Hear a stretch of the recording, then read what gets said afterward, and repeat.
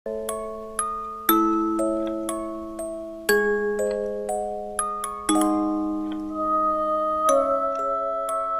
jenazah diturunkan ke dalam lubang, tuh petir ngamuk nyambar. Sampai terkejut orang-orang di sana. Dengan terpaksa, jenazah Haji Jana pun kakinya dipaksa ditekuk. Nah, kedenger banget tuh. Yang namanya mayat itu kan kaku ya. Nah ini gara-gara lubangnya sempit, gak cukup jenazah nih 170 cm, akhirnya ditekuk tuh. Tentunya langsung berbunyi kayak tulang patah. Krak. Dia melihat dua sorot mata yang begitu merah membara menatap tajam, dengan wajah yang begitu menakutkan. Sekujur badannya ditumbuhi bulu-bulu seperti seekor monyet dengan ukuran tubuh yang luar biasa.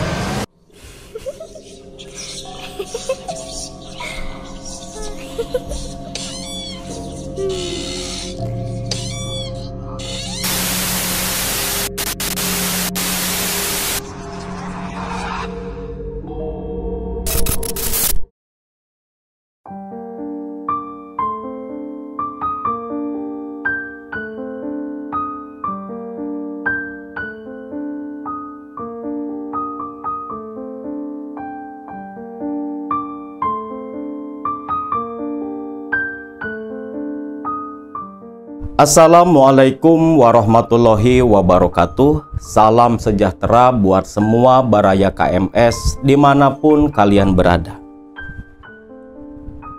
Beberapa waktu lalu, Akang sudah menceritakan, membagikan kisah nyata tentang pesugihan di Gunung Arjuno.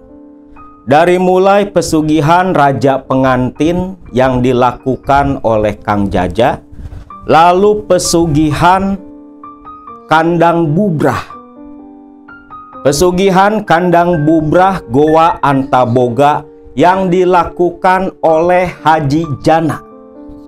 Nah, cerita pesugihan kali ini pun itu masih berkaitan dengan rangkaian dua cerita dari Gunung Arjuno. Narasumber dari dua cerita sebelumnya yang bernama Mang Ate. Beliau sosok lelaki yang sudah cukup tua. Saat ini usianya hampir menginjak 60 tahunan. Pertemuan Akang dengan Mang Ate itu terjadi beberapa bulan yang lalu.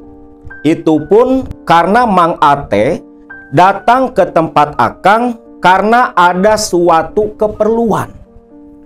Waktu itu, Mang Ate datang ke rumah Akang selain silaturahmi, beliau pun meminta tolong akan sesuatu, di mana menantu kedua dari Mang Ate yang baru menikah di awal Januari 2025 membeli sebuah rumah besar yang cukup tua di daerah Bojong Ciamis.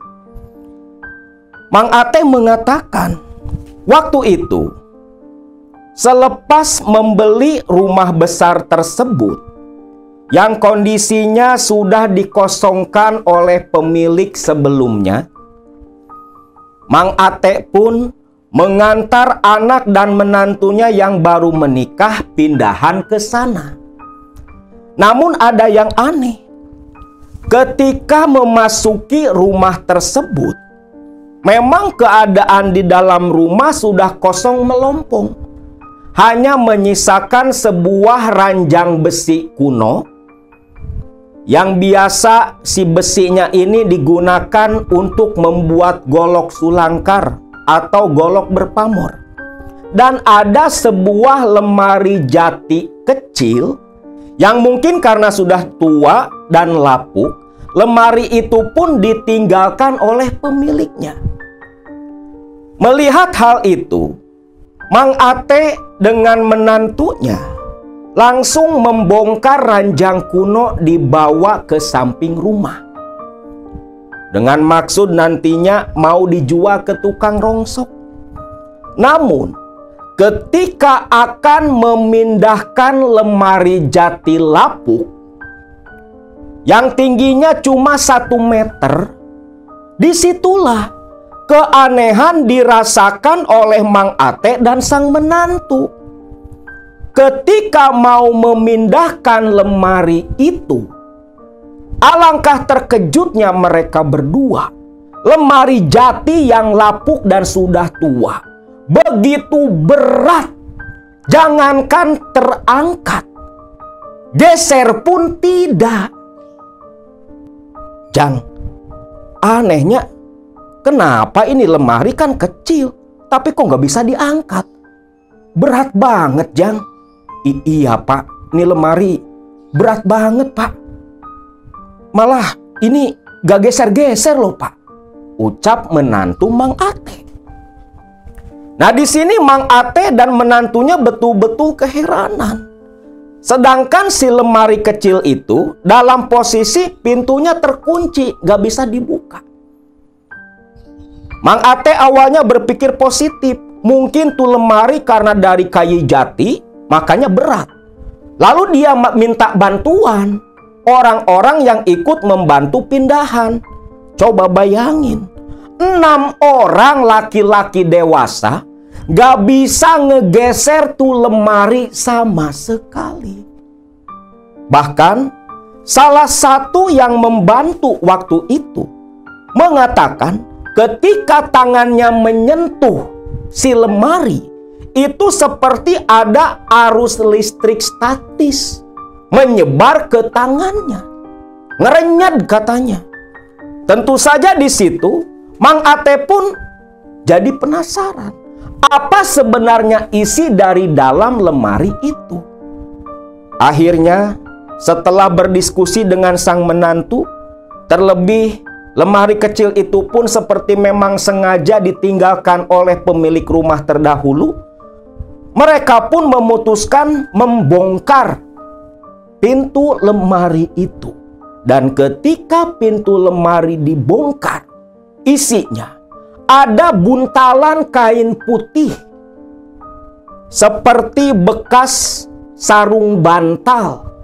Namun bukan sarung bantalnya atau kainnya yang membuat Ate, menantu, dan orang di situ kebingungan sekaligus ketakutan. Tapi isinya yang berupa keris-keris tua yang sudah berkarat. Pahamlah mereka. Sepertinya energi dari keris-keris tua itulah yang membuat lemari tak bisa digeser dan dipindahkan. Sedangkan orang-orang sekitar yang membantu tak berani mengambil keris-keris itu. Takut terjadi sesuatu. Karena buktinya lemari aja bisa berat seperti itu. Nah, akhirnya Mang Ate pun datang ke tempat Akang lantas minta bantuan untuk membawa keris-keris itu, takut terjadi sesuatu kepada anak dan menantunya. Maka waktu itu Akang pun yang kebetulan sedang luang berangkat langsung dengan Mang Ate. Keris-keris itu pun dibawa dan kita larung di Sungai Cimuntur. Nah, selepas melarung keris ke Sungai Cimuntur, masih di daerah Ciamis, Akang dan Mang Ate pun pulang. Nah, ketika pulang ke rumah inilah Mang Ate yang kebetulan tinggal tak jauh dari desa tempat Akang, beliau pun bercerita tentang kisah masa lalunya, yang tentunya 2 cerita sebelumnya tentang 2 kawan dari Mang Ate sekaligus majikannya sudah Akang ceritakan di pesugihan Raja Pengantin dan Kandang Bubrah Gunung Arjuno. Dan cerita kali ini adalah kisah perjalanan Mang Ate sendiri yang ingin mengikuti jejak langkah almarhum Haji Jana yang merupakan kawan dagang kerupuk sewaktu di daerah Malang. Menurut Mang Ate, tahun 2010 silam, waktu itu Mang Ate sendiri sudah tak bekerja di daerah Malang. Dia memilih pulang kampung dan alih profesi jualan tahu keliling. Saat itu Ate sepulang jualan tahu sekitar jam 2 siang, mendapat kabar dari salah satu tetangganya yang mengatakan kalau Haji Jana meninggal dunia. Mang Ate, Haji Jana, Mang. Loh, kenapa Mang Haji? Haji Jana meninggal, Mang. Astagfirullahaladzim, innalillahi. Kapan? Tadi, Mang, habis adzan zuhur. Meninggal di lokasi hajatan, Mang. Hajatan? Hajatan di mana? Nah, kata si orang yang ngasih kabar ini, jadi si Haji Jana ini lagi datang ke acara hajatan. Di lokasi tempat hajatan itu ada acara dangdutan. Si Haji Jana ya biasa ikut joget seperti yang lain. Nah, pulang dari hajatan, datang ke rumah, duduk di kursi, itu katanya tubuhnya langsung kejang-kejang. Sampai matanya mendelik persis seperti orang ketakutan. Dan langsung meninggal dunia saat itu juga. Gak sempat dibawa ke dokter ataupun ke rumah sakit. Itu cerita dari yang nganterin kabar. Mendengar hal itu, Mang Ate pun lantas ganti pakaian. Bergegas dari daerah Karangbuntung menuju ke desa Cibeber, tempat tinggal Haji Jana. Setibanya di sana, ternyata begitu banyak pelayat yang berdatangan. Jenazah pun itu sudah selesai disolatkan. Tinggal menunggu kabar dari tukang gali kuburan. Ketika Mang Ate tiba, dia yang memang kenal dekat dengan keluarga Haji Jana, lantas bersalaman, menyalami kedua anak Haji Jana, yang waktu itu sudah jadi yatim piatu, karena Hajah Lilis meninggal terlebih dulu beberapa tahun lalu. Nah, kebetulan ada Mang Ate, mau sholat pun karena udah disolatkan, akhirnya Mang Ate nawarin diri ke anaknya Haji Jana. Jang, biarin aja, biar Mamang sekarang yang ke kuburan. Nanti kalau sudah selesai, Mamang balik lagi ke sini, ucap si Mang Ate. Mang Ate pun bergegas ke pemakaman. Nah, tiba di pemakaman, langsung menuju ke beberapa kerumunan orang yang dipastikan itu yang lagi gali liang kuburan buat Haji Jana. Namun sampai di situ, Ate pun langsung bertanya, Mang, udah selesai? Mang Ate? Loh, Dung, ikut gali? Iya, Mang, saya ikut gali kuburan. Iya, ini udah selesai belum? Itu jenazah udah mau dibawa ke sini. Aduh, ada yang aneh, Mang Ate, ucap si Dudung. Loh, aneh kenapa? Ini loh, Mang, lubang galiannya dari tadi mendek sendiri. Mendek gimana? Dudung pun bilang, itu lubang galian sudah diukur sesuai panjang tubuh Haji Jana. Panjangnya sekitar 1,70 meter. Ukurannya sesuai. Bahkan sampai 2 kali diukur. Jadi setengah ngegali lubang, beres, diukur lagi, pas. Sampai bikin liang lahat. Tapi ketika liang lahat sudah selesai, ukuran dipakai lagi, itu yang tadinya 1,70 meter jadi mendek sendiri, berubah jadi 1,50 meter.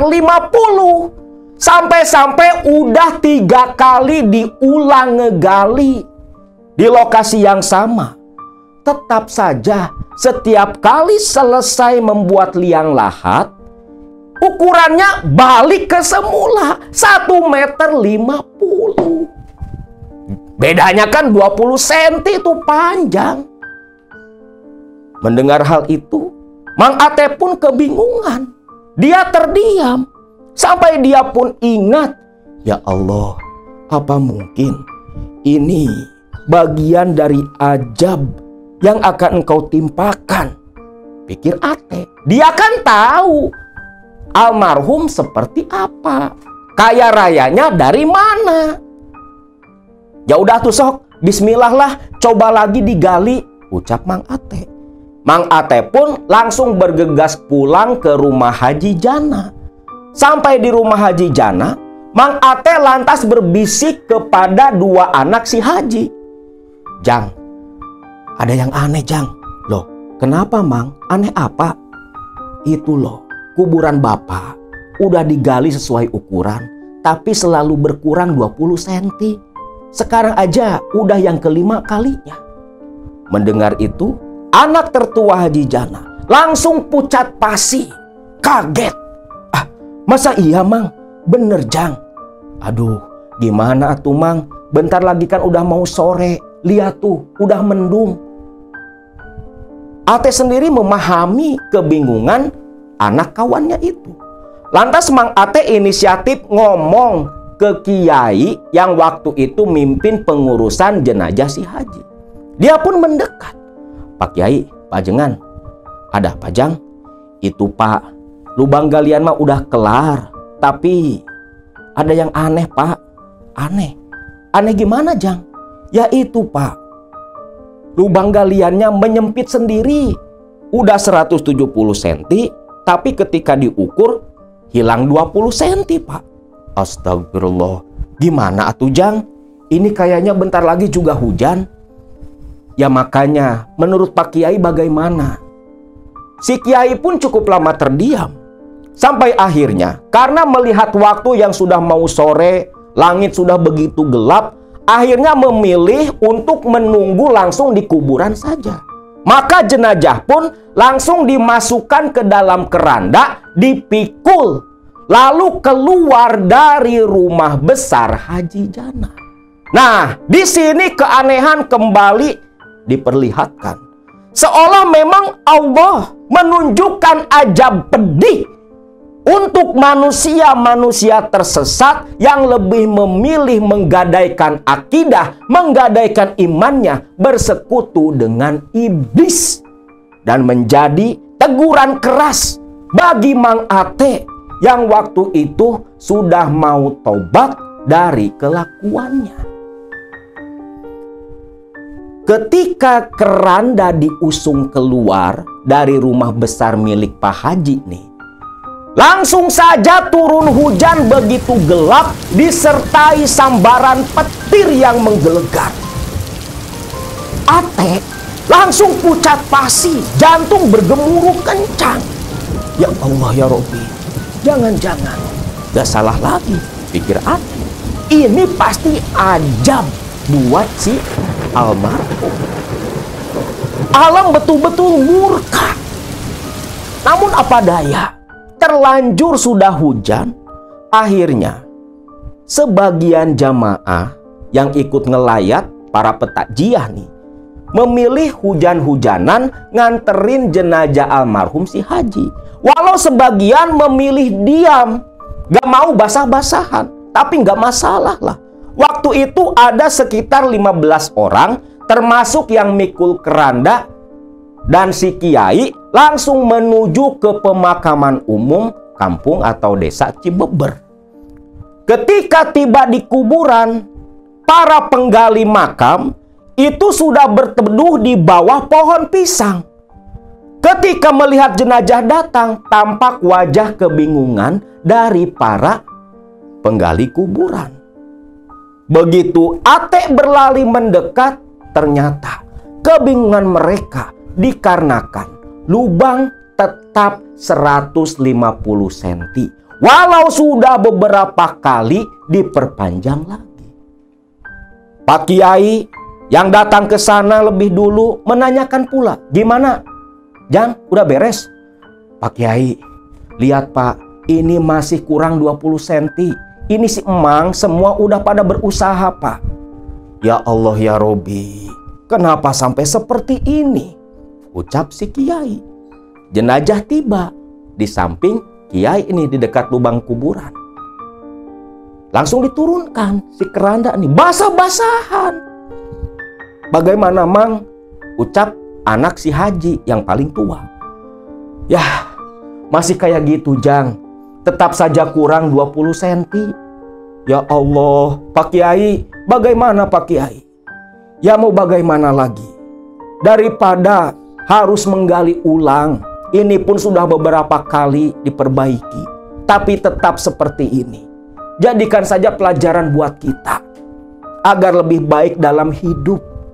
Sekarang terpaksa, jenazah kita paksakan masuk di lubang yang kurang panjang ini, ucap Kiai. Kedua anak Haji Jana sambil menangis hanya bisa pasrah. Jenazah pun diturunkan.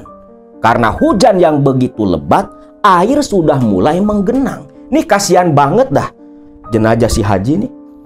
Udah menyempit sendiri kuburannya. Air udah mulai kegenang tuh si kuburan. Sampai semata kaki tuh kegenangnya. Otomatis kan liang lahat, yo basah. Ditambah ketika jenazah diturunkan ke dalam lubang, tuh petir ngamuk nyambar. Sampai terkejut orang-orang di sana. Dengan terpaksa, jenazah Haji Jana pun kakinya dipaksa ditekuk. Nah, kedenger banget tuh. Yang namanya mayat, itu kan kaku ya. Nah ini gara-gara lubangnya sempit, gak cukup jenazah nih 170 cm, akhirnya ditekuk tuh. Tentunya langsung berbunyi kayak tulang patah. Krak. Anak Haji Jana yang bungsu, yang perempuan, itu langsung nangis meluk abangnya. Sedangkan Mang Ate hanya geleng kepala bergidik ngeri. Ya Allah, kalau saya nggak tobat, sepertinya saya pun bernasib sama seperti si Haji, pikir Ate. Akhirnya jenazah dimasukkan ke liang lahat dengan kedua telapak kaki itu nolol keluar dari lubang liang lahat, nolol keluar. Tapi apa mau dikata, genangan air pun makin cepat tinggi, udah kekubur tuh ama air jenazah si Haji. Maka buru-buru para penggali kuburan pun menimbun kembali dengan tanah bercampur air, yang tentunya bisa dipastikan pasti bakal amblas tuh kuburan si Haji. Dan memang betul, selesai dikebumikan 3 hari kemudian, kuburan Haji Jana pun amblas. Wajar, karena waktu itu bercampur air hujan.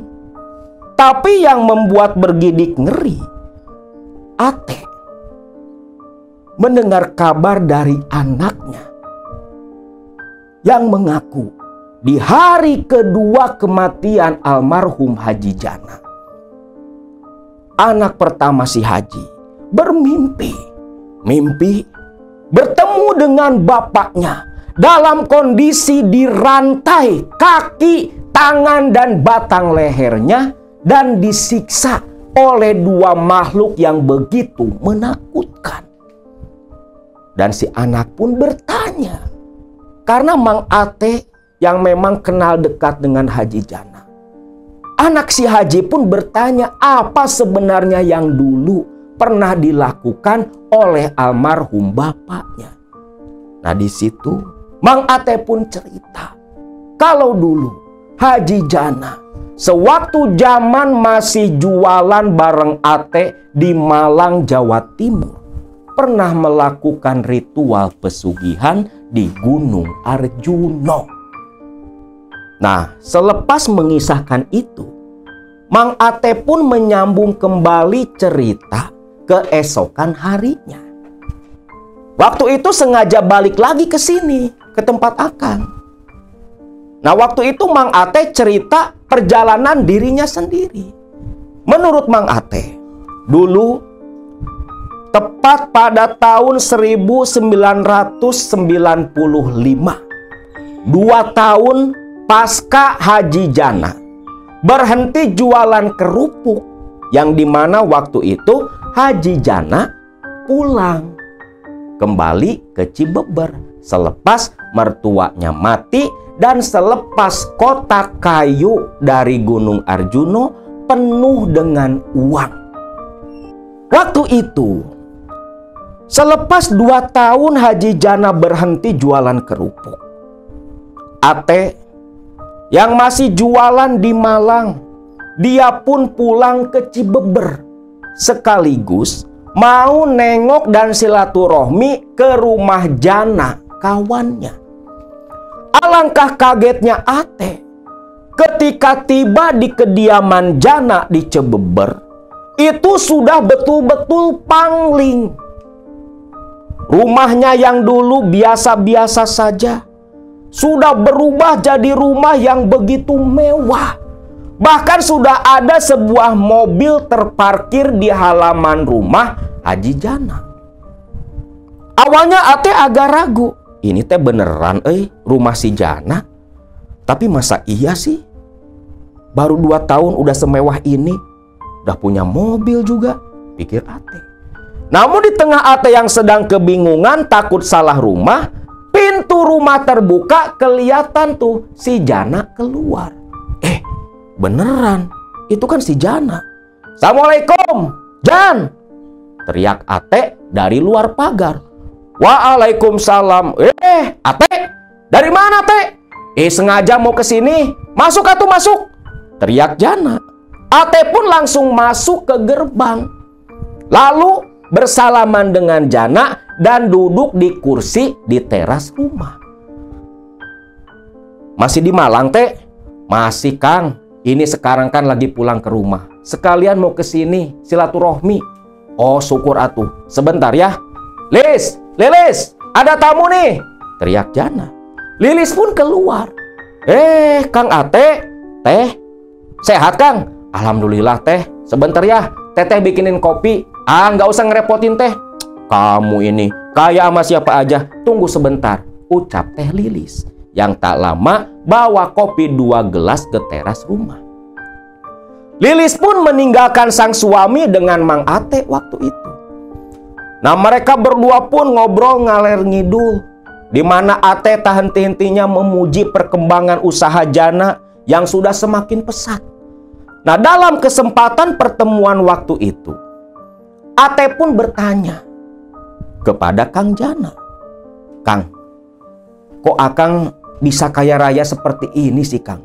Baru 2 tahun loh semenjak Akang berhenti jualan kerupuk. Bagi-bagi tipsnya lah, Kang. Saya juga pengen hidup makmur seperti Kang Jana. Kenapa nggak ngomong aja ke Kang Jaja? Saya juga dulu diajak sama Kang Jaja. Loh, memangnya Kang Jana sama Kang Jaja kemana sampai bisa kaya seperti ini? Nah, di sini tanpa rasa malu, terlebih lagi Jana ini percaya sama Ate. Karena lama kan bareng-bareng sama Ate, semenjak masih di Bandung jualan kerupuk, sampai di Malang jualan kerupuk juga. Udah seperti sahabat lah. Walaupun tidak terlalu dekat. Tapi Jana tahu Ate ini orangnya bisa dipercaya. Nah, Jana pun cerita kalau dia datang ke Kuncen Gunung Arjuno bersama Kang Jaja. Mendengar itu, Ate pun mangguk-mangguk paham. Pantaslah. Hanya dalam tempo 2 tahun, Haji Jana sudah kaya raya seperti itu. Nah, Teh, kalau kamu mau seperti saya ataupun seperti Kang Jaja, kamu datangi aja tuh Akirujen, Kuncen Gunung Arjuno di Tambakwatu, Purwosari. Gak jauh lah dari pabrik tempat kita dulu. Kamu masih di sana kan bareng Kang Jaja? Masih atuh. Kalau nggak jualan di sana, mau kerja apa coba? Ya udah, kamu aja datang langsung ke sana, temuin tuh Akirujen. Tapi ingat, ngomong dulu sama Kang Jaja, biar nanti kalau ada apa-apa, Kang Jaja bisa bantu kamu. Ucap Jana. Mendengar itu, Ate pun tertarik. Sampai akhirnya, Ate pamitan dari rumah Jana pulang kembali ke Karangbuntung. Nah, sesampainya di Karangbuntung, di rumah kediamannya, Ate bercerita kepada sang istri tentang perkembangan Jana kawan jualannya dulu. Namun gak cerita tentang masalah pesugihan. Nah, singkatnya 5 hari lamanya Ate pulang kampung. dia pun balik kembali ke Malang, Jawa Timur. Nah, di Malang, Ate ini satu kontrakan dengan sesama pedagang asal Tasik. Namanya Kang Yanto. Nah, tiba di kontrakan pada malam harinya, Ate pun cerita kepada Yanto kalau dia mau pergi ke Gunung Arjuno. Tepatnya ke kaki Gunung Arjuno nemuin Aki Rujen. Tok, kamu mau ikut gak? Coba-coba yuk, siapa tahu aja. Kalau kita datengin Aki Rujen, nasib kita bisa seperti Kang Jana dan Kang Jaja. Lihat, mereka sudah kaya raya. Kang Jana aja sekarang, wih, rumahnya mewah, kolam, empang, sawah punya dia. Mobil pun sudah ada juga. Cuma 2 tahun loh. Bayangin. Mendengar itu, Yanto pun tertarik. Ya sebenarnya dari dulu juga saya juga pengen, cuman gak tahu harus kemana, ucap Yanto. Ya udah gini aja toh, bareng-bareng aja yuk. Kita datang ke rumah Aki Rujen. Itu yang dulu bantu si Jana sama Kang Jaja. Tapi sebelum itu, kita harus izin dulu sama Kang Jaja. Biar kalau ada apa-apa, nanti beliau bisa bantu, ucap si Ate. Maka besoknya selepas pulang jualan, Ate dan Yanto pun langsung ngedatengin Kang Jaja sambil setor duit dagangan. Nah, ternyata Kang Jaja menyetujui keinginan mereka berdua. Ya kalau mau ke sana tinggal pergi aja, gak usah takut. Akang sama si Jana juga dari sana. Kalau kalian mau bawa yang lain pun ya terserah. Tapi baiknya pilih orang yang bisa tutup mulut, ucap Kang Jaja. Ate dan Yanto pun mengangguk. Lalu selepas mendapat izin dari Kang Jaja, pada hari Minggu waktu libur jualan, Ate dan Yanto langsung menuju ke daerah Purwosari, ke Tambakwatu, menemui sosok Aki Rujen. Tiba di rumah Aki Rujen, Ate dan Yanto diterima begitu baik. Terlebih kala Ate dan Yanto mengatakan kalau mereka berdua adalah kawan Jana dan Kang Jaja, para pelaku pemuja pesugihan Gunung Arjuno yang dibantu oleh Ki Rujen. Tentunya Aki Rujen pun sudah bisa menebak tujuan kedua orang itu datang menemui dirinya. Oh, jadi kalian berdua itu kawannya si Jaja sama si Jana? Iya Ki, saya berdua kawannya Kang Jaja sama Kang Jana. Wah, hebat Ki. Kang Jana sekarang sudah kaya raya. Ya pasti, karena Aki yang bantu si Jana pesugihan di Goa Antaboga, di Gunung Arjuno. Jadi kalian pun mau mengikuti jejak mereka? Iya Ki, kami berdua mau seperti Kang Jaja dan Kang Jana Ki. Baik, baik. Tunggu saja. Nanti selepas maghrib, Aki akan ritual dulu untuk meminta izin lelembutan Gunung Arjuno. Kalian tunggulah. Bisa dan tidaknya, bagaimana keputusan mereka, ucap Ki Rujen. Ate dan Yanto hanya bisa mengangguk saja. Mereka pun menunggu sampai azan maghrib. Nah, ketika terdengar azan maghrib, Ki Rujen langsung masuk ke dalam kamar gelap. Masuk ke kamar itu, tak lama asap dupa tercium oleh Ate dan Yanto. Ate dan Yanto pun saling tatap. Teh, kira-kira bisa nggak ya kita berdua ikut pesugihan di Gunung Arjuno? Ya tunggu aja lah, tunggu kabar dari Aki Rujen. Pasti tak lama lagi juga Aki Rujen selesai. Jam 7 barulah Aki Rujen pun keluar dari kamar semedi. Namun keluarnya Aki Rujen, dia terpaku menatap sosok Yanto dan Ate, lalu menggelengkan kepala. Aduh, sayang sekali, sayang sekali. Loh, bagaimana Ki? Ki Rujen gak langsung jawab. Dia pun duduk dulu berhadapan dengan mereka berdua. Sayang sekali. Menurut kelembutan dari Gunung Arjuno, kalian berdua tak ada bagian ritual di Arjuno. Aduh, gimana atuh Ki? Terus kami berdua ini harus bagaimana Ki? Harus kemana? Tenang, jangan khawatir. Menurut kelembutan Gunung Arjuno, kalian berdua memang tak ada bagian di Gunung Arjuno.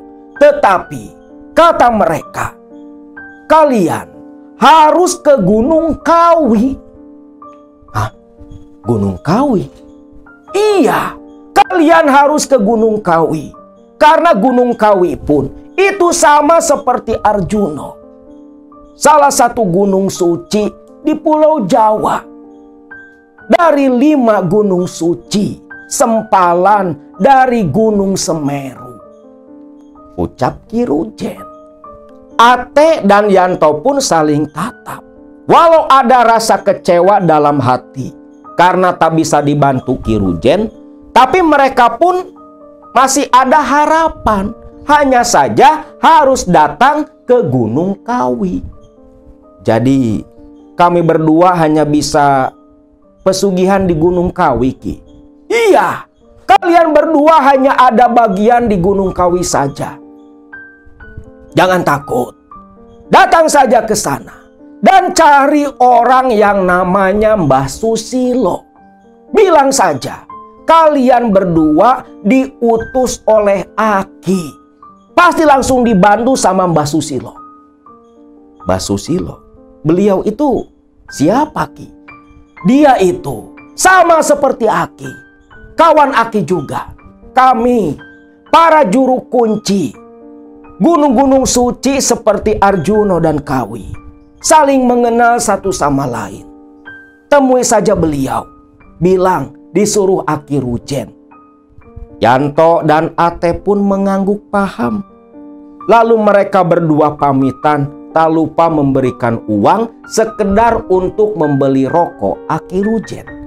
Aki Rujen pun hanya tersenyum saja dan mendoakan mereka agar berhasil ritual nanti di Gunung Kawi.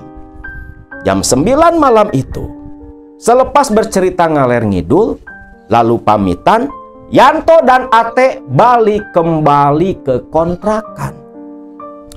Tiba di kontrakan, Ate dan Yanto pun cerita kepada Kang Jaja. Ya kalau kayak gitu mah kalian tinggal langsung saja atuh ke Gunung Kawi. Toh nggak jauh dari tempat kita. Iya sih Kang, tapi ngomong-ngomong, di Gunung Kawi ritualnya seperti apa ya Kang? Ya nggak tahu, Akang mah belum pernah ke sana, ucap Kang Jaja. Ya sudahlah Kang, kalau gitu nanti saya sama si Yanto cari waktu lagi buat datang ke Gunung Kawi, ucap mereka berdua. Hari-hari pun kembali berlalu, mereka berdua jualan seperti biasa. Nah, para pedagang di pabrik kerupuk Kang Jaja itu hampir semuanya kalau makan itu makannya di warteg milik Mbok Tantri. Lokasinya nggak jauh dari pabrik. Waktu sore itu mereka berdua makan ke warungnya Mbok Tantri. Nah di situ si Ate nanya ke Mbok Tantri, Mbok tahu nggak Gunung Kawi Mbok? Ya tahu. Memang kenapa? Ya cuma tanya saja Mbok. Dari sini jauh nggak Mbok? Gak terlalu jauh. Kalian tinggal naik angkot. Itu nanti bisa langsung sampai ke sana. Gunung Kawi itu banyak yang datang ngalap berkah. Tapi hati-hati, salah-salah nanti kalian malah ikut pesugihan. Ih, amit-amit. Ate dan Yanto pun terdiam. Kaget dong dengar ucapan si Mbok Tantri. Nah, Ate pun pura-pura nggak tahu nih perihal Gunung Kawi. Mbok, memangnya di Gunung Kawi itu tempat pesugihan, Mbok? Iya, banyak yang datang ke sana. Bukan hanya dari Pulau Jawa. Dari luar pulau pun sampai luar negeri ada pula yang datang ke Gunung Kawi.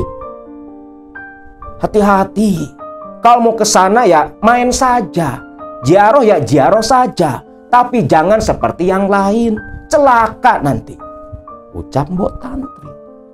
Makin yakinlah mereka berdua kalau betullah Gunung Kawi tempat mencari pesugihan. Bagi sebagian orang tentunya. Selepas itu, selesai makan, Yanto dan Ate pun balik kembali ke kontrakan. Mereka berdiskusi panjang semalaman. Sampai akhirnya memutuskan hari Kamis nanti, yang kebetulan Jumatnya itu Jumat Kliwon, mereka berdua akan pergi ke Gunung Kawi mencari sosok Mbah Susilo. Dan seperti biasa, sebelum berangkat, pamitan dulu ke Kang Jaja. Singkat cerita, Kamis sore hari sepulang jualan, Yanto dan Ate langsung berangkat ke Kawi. Tiba di sana, mereka pun istirahat di sebuah warung di area Gunung Kawi. Memang waktu itu kelihatan banyak peziarah berdatangan. Di warung pun banyak orang pula.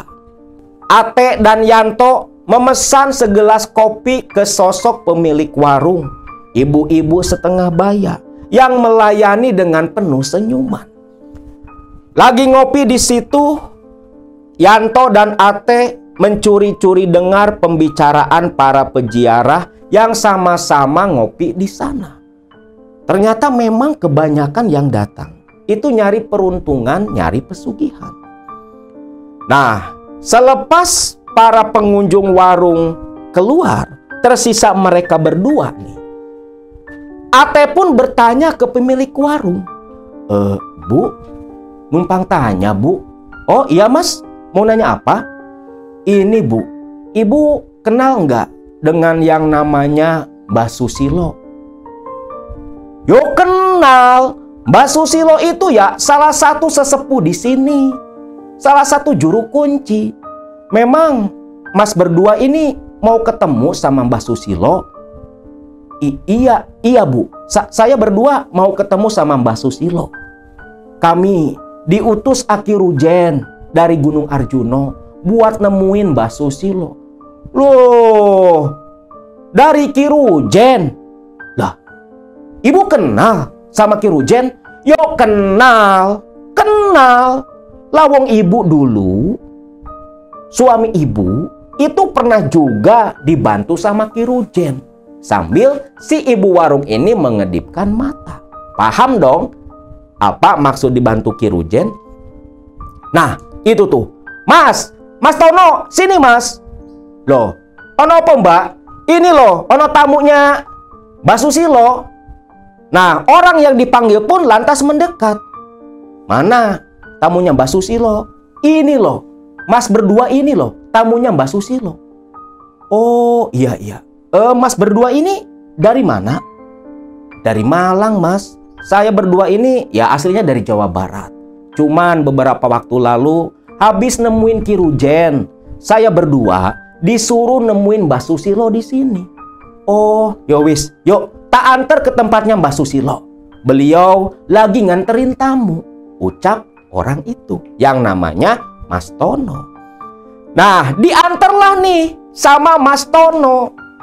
Dibawa menuju ke Pesanggerahan, tempat yang disebut Kraton Gunung Kawi. Tentunya sebelum ke sana itu melewati berbagai tempat. Di situ ada makamnya Eyang Tunggul Manik dan Eyang Tunggulwati.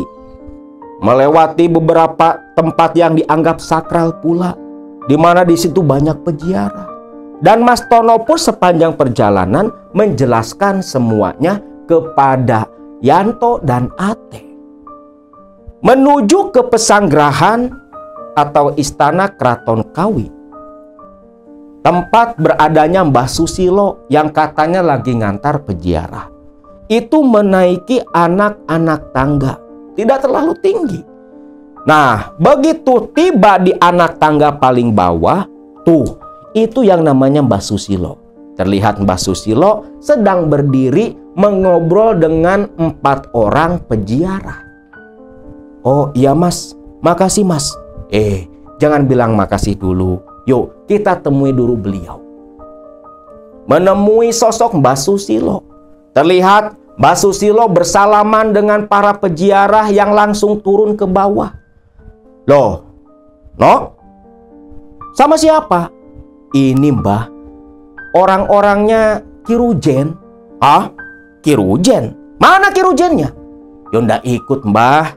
Ini mereka berdua ada perlu sama Mbah Susilo. Oh ada perlu, yo wis mlebu, masuk. Duduk tuh di lantai, hadap-hadapan sama Mbah Susilo. Oh nopo? Ini mbah, hari Minggu kemarin saya sama teman saya ini datang ke tempatnya Kirujen. Cuman kata Kirujen, saya berdua tak ada bagian di Gunung Arjuno. Saya disuruh nemuin Mbah Susilo. Katanya bagian kami adanya di Gunung Kawi. Oh gitu. Yo baguslah. Kalau memang seperti itu, kalian memang mesti ritualnya di sini. Mungkin memang bagiannya di Kawi.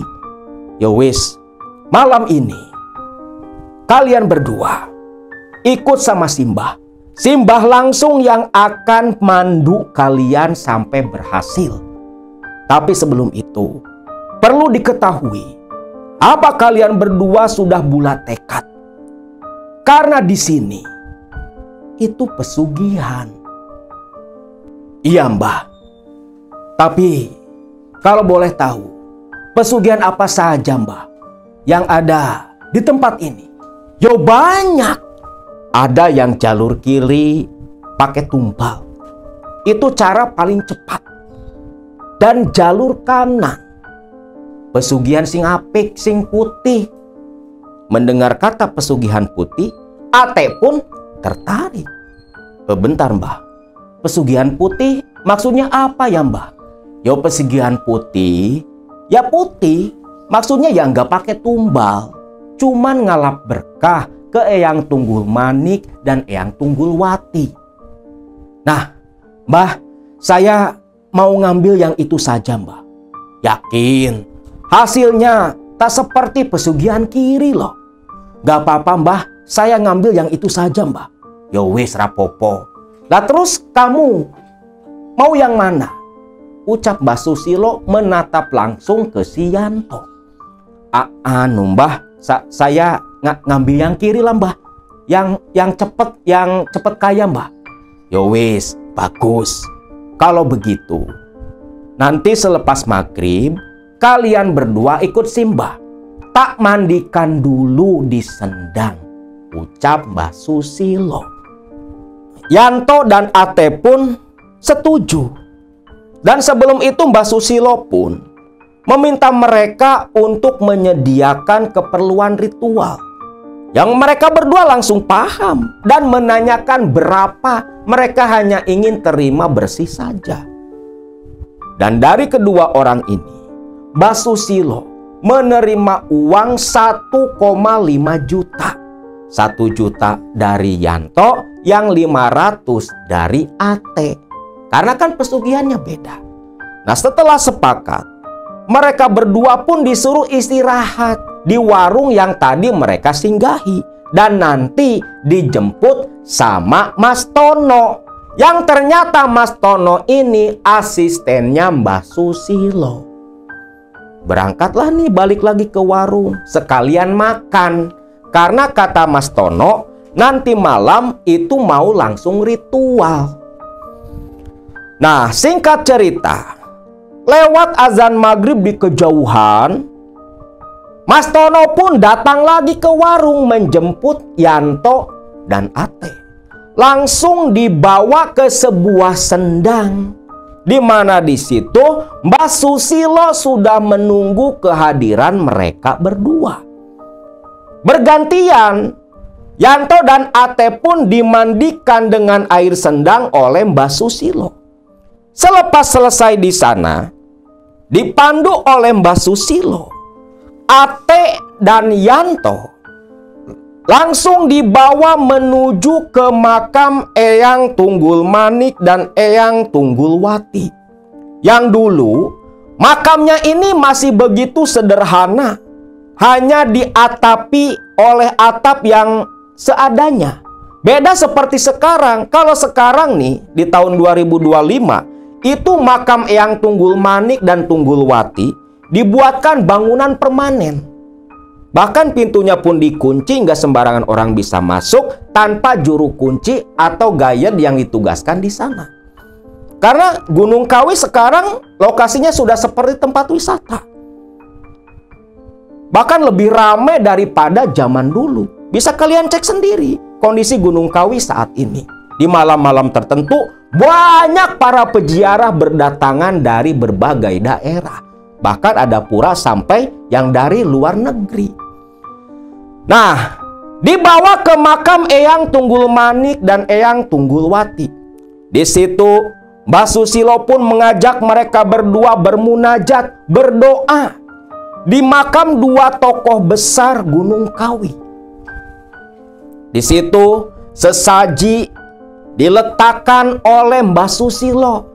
Sesajinya berupa 2 gelas kopi pahit, 2 gelas teh manis, air putih, kembang 3 warna. Diletakkan di samping makamnya Eyang Tunggul Manik. Tak lupa membakar pula 3 batang dupa yang ditancapkan langsung di sana. Ate dan Yanto berdoa begitu hikmat. Yang tentunya yang mereka minta itu kelancaran usaha, kekayaan, dan kelancaran ritual yang akan mereka jalani nanti malam. Beres ziarah di Tunggul Manik dan Tunggulwati, langsung dibawa ke Keraton Gunung Kawi. Yang katanya di Keraton Gunung Kawi ini dulunya tempat tinggal Eyang Tunggul Manik dan Tunggulwati. Mereka berdua ini pasangan suami istri. Nah, mereka berdua istilah kata ya kayak orang sembahyang di sana.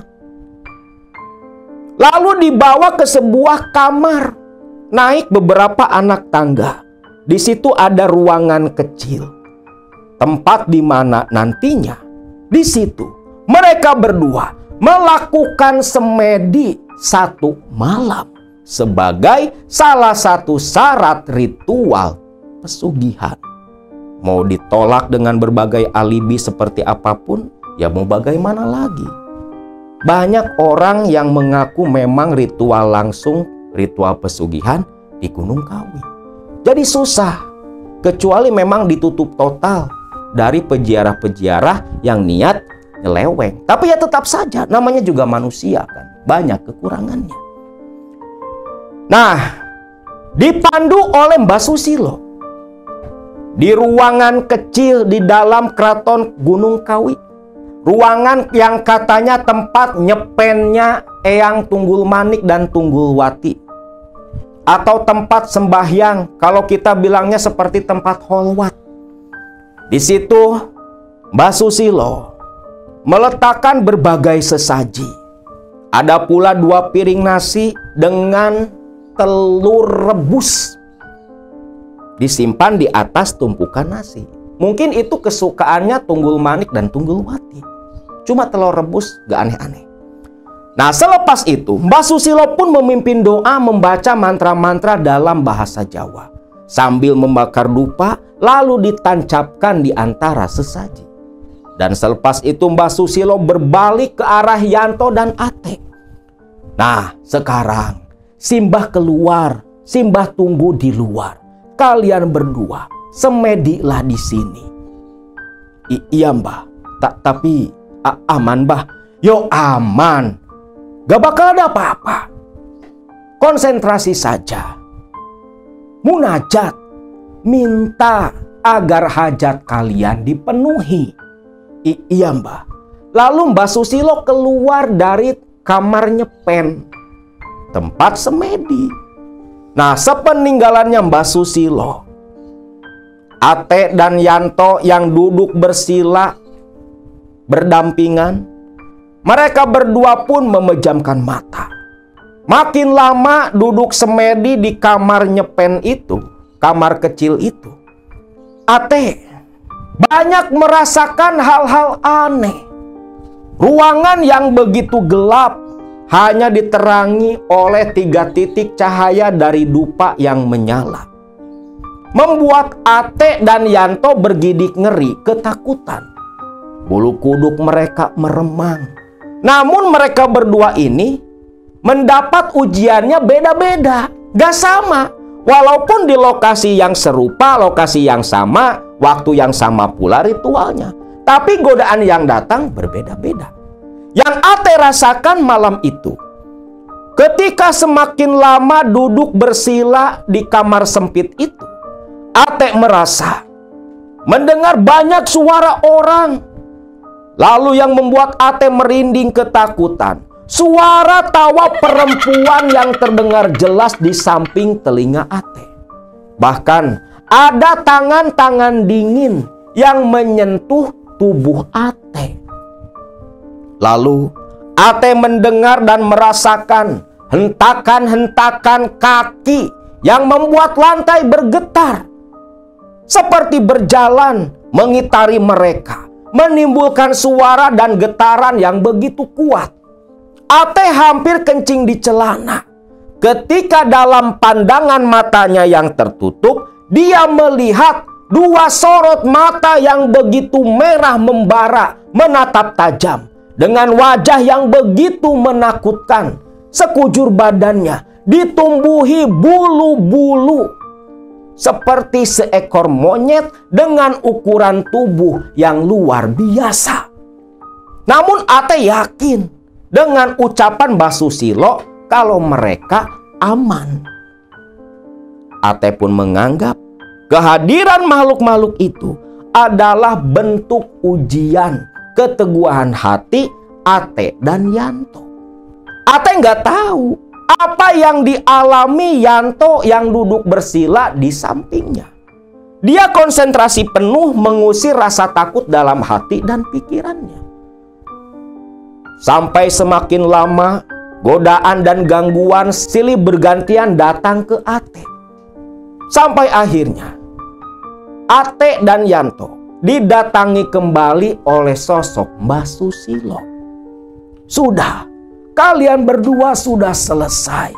Ikut Mbah keluar, ucap Mbah Susilo. Ate pun keluar, diikuti Yanto. Ketika Ate menoleh ke arah Yanto, Ate terkejut. Muka Yanto pucat pasi. Keringat mengucur deras sampai badan si Yanto ini basah kuyup. Namun tersenyum seperti yang mendapatkan kepuasan. Nah, di luar bangunan Keraton Kawi nih, di situ Mbah Susilo mengajak mereka berdua duduk. Ada pula di situ Mas Tono yang katanya baru nganter peziarah. Nah, di sini Mbah Susilo pun menjelaskan apa yang selanjutnya harus dilakukan oleh Yanto dan Ate. Mas Ate, untuk Mas Ate yang mengambil jalur putih, sudah cukup ritualnya. Besok bisa langsung pulang kembali. Khusus Mas Ate, nanti tinggal beli saja kemenyan. Nanti dipandu sama si Mas Tono sebanyak-banyaknya. Untuk apa ya Ki? Begini, setibanya nanti Mas Ate ke tempat tinggal, mulailah langsung memberi sesaji. Persembahkan ke Eyang Tunggul Manik dan Eyang Tunggul Wati. Jangan lupa, bakarkan pula dupa sebanyak 3 batang, tepat jam 6 sore. Dan nanti ke depannya, setiap hari Selasa Kliwon dan Jumat Kliwon harus selalu menyediakan sesaji untuk Eyang Tunggul Manik dan Eyang Tunggulwati. Dan tepat tengah malamnya, bakar juga dupa 3 batang. Berdoalah, minta kelancaran usaha ke Eyang Tunggul Manik dan Tunggulwati. Hanya itu saja yang harus Mas Ate lakukan. Sedangkan untuk kamu, Yanto, ritualmu belum selesai. Besok malam kamu harus melakukan semedi di bawah pohon Dewa Daru. Berhasil dan tidaknya tergantung nasibmu sendiri. Itu saja apa yang mau Simbah sampaikan. Nanti untuk kamu, Yanto, dipandu langsung oleh Mas Tono untuk tempat tinggalmu selama semedi dan ritual di Gunung Kawi. Mbah Susilo memberikan instruksi kepada Yanto dan Ate. Mereka berdua pun begitu berterima kasih. Ate memberikan sejumlah uang cukup besar kepada Mbah Susilo. Lantas mereka berdua dipandu Mas Tono. Khususnya Ate dibawa ke tempat membeli kemenyan. Kemenyannya tentunya kemenyan khusus dong. Nah, begitu sampai di tempat yang jual kemenyan, Mas Tono bilang, Kang Ate, beli kemenyannya yang banyak.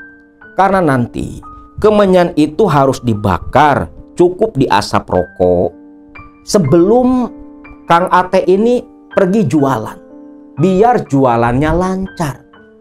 Oh gitu, jadi seperti penglaris ya Kang? Iya, seperti penglaris, ucap Mas Tono. Ate pun itu beli kemenyan 100.000. Bayangin loh, beli kemenyan 100.000 tahun 95. Kata Kang Ate, itu kemenyannya hampir segede kepala, saking banyaknya. Sedangkan selepas itu, beres beli kemenyan, Mas Tono membawa mereka berdua ke salah satu warga yang tinggal di sekitaran Gunung Kawi. Tentunya untuk menginap, karena kan Yanto belum selesai. Setelah menyewa di rumah yang memang sering dikontrakan, kontrak harian dong. Nah, Mas Tono pun pamitan. Sedangkan Ate pagi harinya langsung balik ke Malang. Balik kembali ke kontrakan, meninggalkan Yanto melanjutkan ritual di Gunung Kawi. Ate pun gak tahu ritual macam apa yang nantinya dilakukan Yanto. Karena kan mereka berdua ngambil jalur pesugihan yang berbeda. Si Yanto ngambil jalur kiri, jalur hitam yang pakai tumbal. Kalau Kang Ate ngambil jalur pesugihan putih, penglaris dari Gunung Kawi. Nah, setibanya kembali di kontrakan, Ate pun ditanyai oleh Kang Jaja. Loh Teh, si Yanto mana? Masih di Gunung Kawi Kang, belum selesai dia ritualnya. Loh, kok kamu pulang? Saya sudah selesai, ritualnya kan beda Kang. Memang kamu ngambil jalan apa di sana? Nah, Ate pun cerita kalau dia cuman ngambil penglarisan saja di Gunung Kawi. Beda sama Yanto yang memang mutlak pesugihan. Oh gitu, ya sudah. Mudah-mudahan berhasil ya Teh. Iya Kang. Nah, hari Minggunya si Yanto balik kan, ditanyai dong sama Ate. Gimana toh? Wah, luar biasa Teh. Bener-bener dah. Kalau nggak inget pengen hidup kaya, bahagiain anak istri, wah, gak tahu lah Teh. Godaannya wedan, gila dah. Itu setan-setan, pada serem semua, datang tiap malam. Apalagi semalam Teh, waktu ritual semedi di bawah pohon Dewa Daru. Wih, luar biasa. Nah terus gimana? Udah berhasil kamu? Belum Teh. Memang ritual lancar. Saya juga dapat daun dari pohon Dewa Daru. Itu ciri kalau kita lulus di Gunung Kawi. Cuma kata Mbah Susilo, Kamis malam Jumat minggu depan, saya harus balik ke Gunung Kawi buat ritual terakhir. Ritual terakhir? Ritual apa toh? Yaitu, katanya saya disuruh sembelih kambing. Oh gitu. Terus kamu gimana, Teh? Ya ini kan mau mulai, mau tak coba, ucap si Kang Ate. Kemarin kan sampai dikontrakan pas maghrib, Ate langsung menyediakan sesaji, kembang telon atau kembang 3 warna. Waktu itu dia belinya kembang mawar, kembang melati, sama kembang kenanga. Lalu 2 gelas kopi pahit, 2 gelas teh manis, 2 piring nasi dengan telur rebus yang dia pesan dari wartegnya Mbok Tantri. Lalu membakar 3 batang dupa jam 6 sore. Sesaji itu memang dipersembahkan khusus untuk Eyang Tunggulwati dan Eyang Tunggul Manik. Dan tepat jam 12 malam, Ate pun membakar dupa kembali 3 batang, meminta. Jadi mesti ngasih dulu, baru minta. Jangan minta terus. Ini dicontohin sama Mang Ate. Ngasih dulu, ke setan juga ngasih dulu, baru minta. Lah ini gak ngasih apa-apa, tiba-tiba minta. Kurang ajar kan. Nah dia langsung minta jam 12 malam tuh ke Eyang Tunggul Manik dan Tunggulwati. Minta dilancarkan usaha. Nah gitu. Sekarang saya mau mulai nih Kang Yanto. Mau tak coba, ucap Ate. Yang langsung nyulut rokok. Ini dalam kamar kontrakan ya. Yang langsung nyulut rokok, lalu ngambil sempalan kemenyan kecil, dia bakar di rokok yang dia nyalakan. Nah, ketika dibakar, Ate langsung meminta dalam hati, Eyang Tunggul Manik, Eyang Tunggul Jati, tolong lancarin usaha saya, ucap Ate. Kurang lebih seperti itu. Nah, yang anehnya, asap kemenyan itu asapnya gak kelak-kelok, gak nyebar. Asapnya itu lurus ke atas sampai ke atap kontrakan. Si Kang Yanto aja sampai heran. Teh, kok asapnya lurus ya, Teh? Iya ya, Kang. Aneh, euy. Mungkin ini ciri-ciri, Kang. Sepertinya saya bakal dikabulin nih, ucap Ate. Jadi sebelum berangkat dagang tuh mesti bakar kemenyan dulu. Nah, mulailah nih Ate jualan seperti biasa. Memang luar biasa. Ketika keluar dari area pabrik, aneh loh. Di situ kan deket ke pabrik. Ya orang-orang ya kalau mau kerupuk langsung ke pabrik kan. Ini nggak biasanya. Pesan ke Mang Ate. Itu kerupuk kan dulu dipikul, di karung kan dipikul tuh sama Mang Ate. Gak sampai tempat naik angkot, naik mobil, tuh kerupuk udah habis. Ate sampai geleng-geleng kepala. Edan, bener-bener ini. Ini penglaris dari Kawi betul-betul ampuh. Gak sampai sejam, Ate balik lagi ke pabrik. Sampai-sampai Yanto pun heran. Loh, Teh, kok udah balik? Habis, Kang. Hah? Habis? Yang bener kamu? Bener, Kang. Belum naik mobil udah habis. Banyak yang beli, Kang. Jaja aja sampai geleng-geleng kepala. Itu majikan si Ate loh. Bos, nih setor bos. Gila kamu, Teh. Baru berangkat sejam loh. Udah habis. Habis, Kang Jaja. Ini penglaris ampuh, Kang. Sudahlah, syukur, ucap Jaja. Yang senang juga. Kan dia juga dapat untung tuh. Maka semenjak saat itu, Ate menambah kuantitas kerupuk jualannya. Lu bayangin dah, sehari semenjak pakai penglaris dari Gunung Kawi yang katanya pesugihan putih, si Kang Ate sehari habis kerupuk 10.000 butir. Ini bener loh, nggak ada rekayasa, nggak ditambah-tambah. 10.000 kerupuk habis dalam waktu 1 hari. Itu pun paling cuma sampai duhur. Sampai-sampai sesama para pedagang geleng-geleng kepala. Gak sanggup aing mah kalau mesti ngejar Mang Ate mah. Jualan kerupuk sampai 10.000 sehari. Gila. Penglaris dari mana, Mang? Ah, rahasia atuh, cari aja sendiri, ucap Kang Ate. Kan kebanyakan orang-orang Sunda. Jadi udah biasa lah gitu. Yang lain pun sama, suka datang ke dukun juga nyari penglaris. Bagi-bagi ya Kang Ate. Ate pun hanya menyikapi dengan senyum saja. Menurut Kang Ate, saking ampuhnya tuh penglaris dari Gunung Kawi, langganannya bertambah. Yang bikin Kang Ate bingung, toko bangunan, toko material. Buat apa coba pesen kerupuk? Itu di toko material, tahu kan black kerupuk tuh di warung-warung? Itu di toko material, toko bangunan, sampai ada nyediain 4 black kerupuk. Jualannya Mang Ate. Kayaknya sekitaran sana, wah, pada doyan banget sama kerupuk Mang Ate.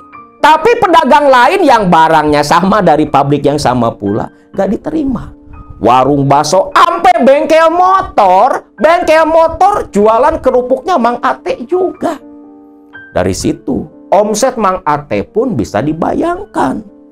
Pokoknya kata Mang Ate, di desanya di Karangbuntung belum ada yang punya motor Shogun terbaru tuh. Mang Ate udah beli.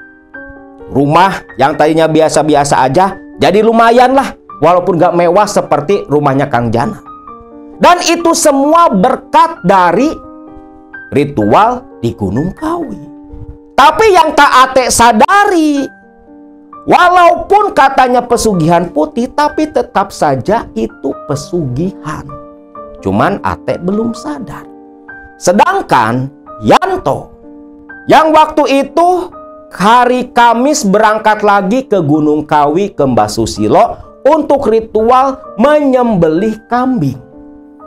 Nah, Kang Ate begitu heran karena sepulangnya Yanto dari Gunung Kawi yang katanya habis sembelih kambing, itu nggak ada perubahan signifikan dalam usahanya si Yanto. Jualannya tetap biasa. Sampai Ate ini heran dan bertanya, "Tok, kamu ini gimana? Katanya ritual lulus, tapi kok kamu masih jualan kerupuk kayak gini?" Ya nggak tahu lah. Pokoknya saya ngikutin apa yang diperintah sama Mbah Susilo. Oh iya, ngomong-ngomong Tok, siapa? Siapa yang kamu tumbalkan? Ditanya seperti itu, Yanto terdiam.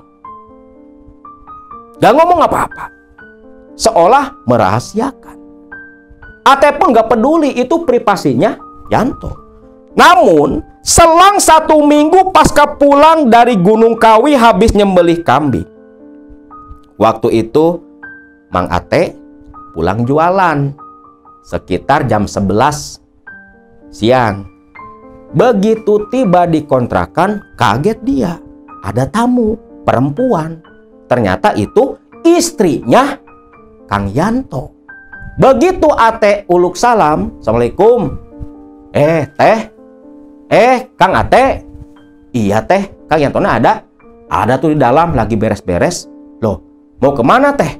"Mau pulang Kang Ate." "Loh, kok pulang?" Yanto di dalam mendengar suara Ate. "Teh, bantuin teh." "Iya Kang." Ate pun masuk. Bantu Yanto berkemas. "Loh, emangnya gak balik lagi ke sini toh Kang?" "Enggak teh, mau diam di kampung saja," ucap Yanto. "Iya Kang Ate, kayaknya Kang Yanto gak bakal jualan lagi di sini, biar di kampung saja." "Loh, kenapa teh Kang?" Yanto gak jawab, tapi istrinya Yanto yang jawab. "Kang Ate, 2 hari lalu ibunya Kang Yanto meninggal." Terkejutlah Ate mendengar ibunya Yanto mati. Ate pun menoleh ke Yanto. Yanto hanya terdiam, seolah jadi isyarat buat Ate. Pahamlah Ate apa yang sebenarnya terjadi. Singkatnya selesai nih bebenah. Yanto pun pamitan ke Ate sambil berbisik, "Teh, jaga rahasia." "Iya Kang, aman," ucap Ate. Makin kuat keyakinan Ate kalau memang betul ibunya Yanto mati jadi tumbal pesugihan Yanto di Gunung Kawi.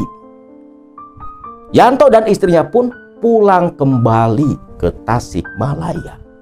Sedangkan Ate yang selepas mengantar kepulangan Yanto ke pinggiran jalan, balik lagi ke pabrik. Dia pun didatengin sama Kang Jaja. "Teh, iya Kang, si Yanto pulang. Ibunya mati. Jadi tumbal ya Teh?" "Iya Kang." "Ya sudah, itu pilihan dia," ucap Kang Jaja. Ate pun hanya tertegun. Ya Allah, sampai segitunya si Yanto.